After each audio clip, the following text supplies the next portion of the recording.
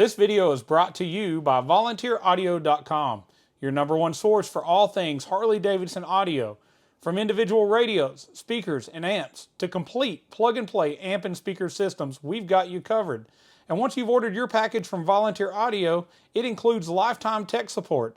And we have the very best step-by-step installation video so you can install it yourself and save money.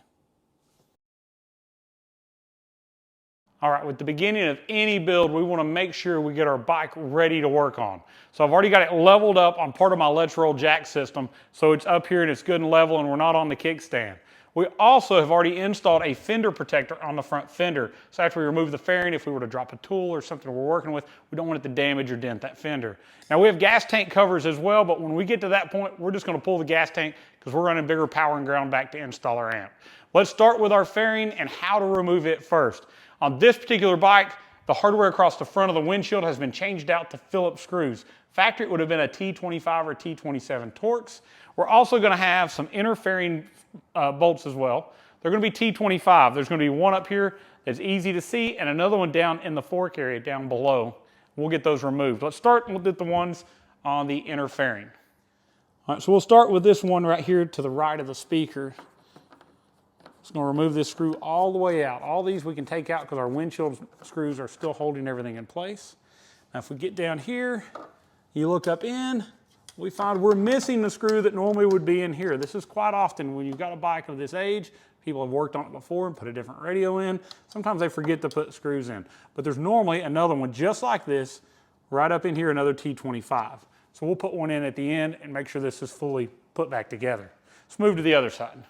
All right, so moving to the other side, we actually have the screw we were looking for down in here. So it is still in place. So the good news is we're only missing one of them.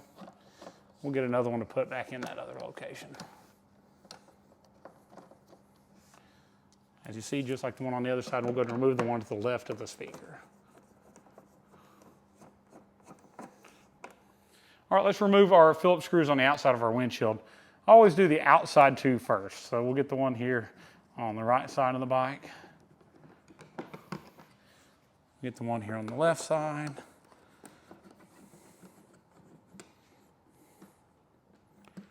Now I'm just going to loosen the middle one enough to get our windshield out. Don't want to take it all the way out. Normally you can loosen it and your windshield will pull out. This one might need a little bit more.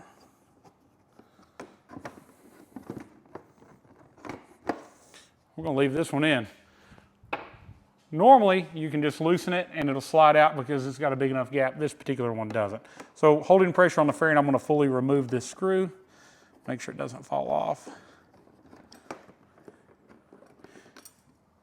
ahead and take my windshield out because I don't want it to fall off. Now I'm going to pull my fairing out and I'm going to unplug my headlight.